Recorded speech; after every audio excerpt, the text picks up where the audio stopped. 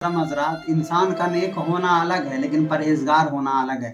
इंसान नमाज रोज़े का पाबंद है, हज ज़कात का पाबंद है तो इंसान नेक है, लेकिन अगर इंसान अपने गुनाहों से बचता है, गुनाहों से इज्तिनाब करता है तो वह इंसान मुत्तकी है, वह इंसान परहेज़गारों में शुमार होता है। इमाम अहमद इब्न हंबल बहुत बड़े इमाम गुजरे हैं। 14 जिल्दों में आपकी मुस्नद इमाम अहमद इब्न हंबल आज भी दुनिया में चलती है और आज भी मक्के मदीने में जिनके फतवे पे अमल किया जाता है उनका नाम अहमद इब्न हंबल है। गोया कि मक्के मदीने में जिनके फतवे चलते हैं उनका नाम इमाम अहमद इब्न हंबल है। पूरा बगदाद इमाम अहमद इब्न हंबल से सवाल करता था, पूरा बगदाद इमाम अहमद इब्न हंबल से फतवे लेता था।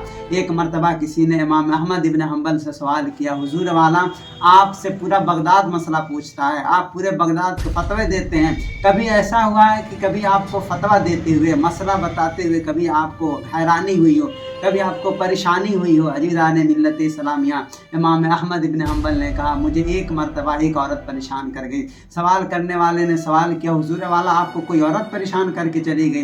इमाम अहमद इब्न हंबल ने कहा, हाँ, मुझे एक मरतबा एक औरत ने सवाल किया जिसके सवाल से मुझे बड़ी हैरानी हुई, बड़ी परेशानी हुई। अजीज़ान मिल्लत इस्लामिया, इमाम अहमद इब्न हंबल कहते हैं कि मैं अपने घर में एक पर्दा लगाया हुआ था, उधर पर्दे के पीछे से कोई अगर औरत का मसला होता तो औरत पर्दे की तरफ से सवाल करती।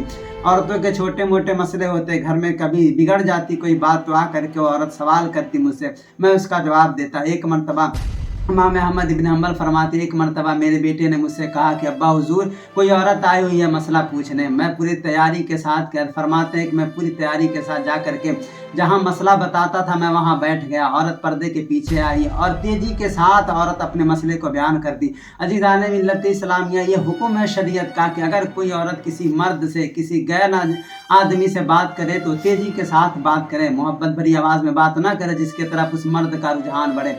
ये शरीयत का हुक्म था। औरत ने जल्दी जल्दी अपने मसले को बयान किया। अजीज़ान मिल्लत इस्लामिया, औरत कहने लगी, बाबा जी मैं एक बेवा औरत हूँ, चरखा काट करके अपना काम काज चलाया करती हूँ। होता यह है कि मैं किसी दिन अगर रात में चरखा काटती हूँ तो कोई काम रह जाता है तो फिर रात में मैं अपने चरखे को लेकर के छत पे चली जाती हूँ और 14वीं चांदनी की रात होती है, मैं उसी रात की रोशनी में अपने काम करती हूँ और उसी रात के वक्त बादशाह का काफिला गुजरता है।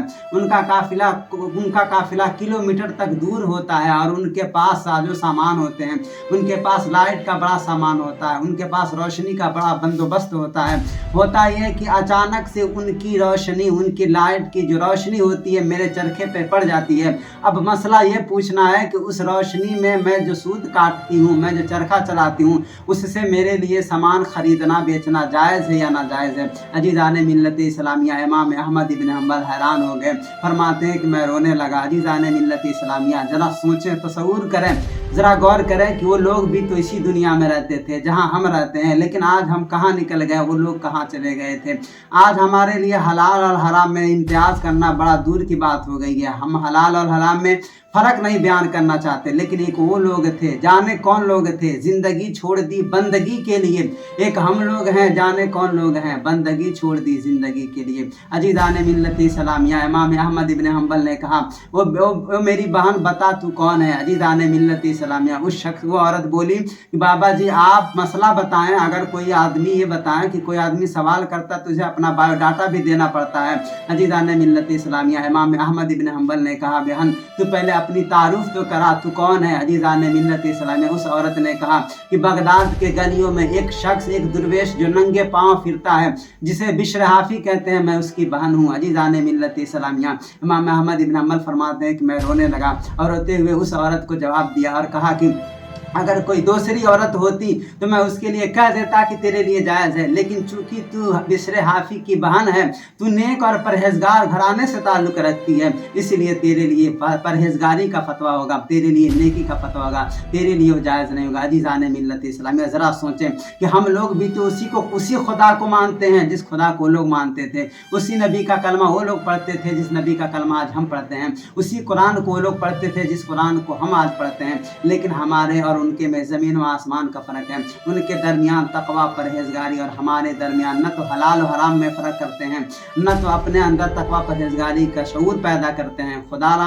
अपने आप को और लोगों को और मुआशरे में एक इनकलाब पैदा करना चाहते हैं तो नेक बने, परहेज़गार बने। नेकी है कि इंसान नमाज रोज़ा करे, लेकिन परहेज़गारी है कि इंसान अपने आप को गुनाहों से बचाए।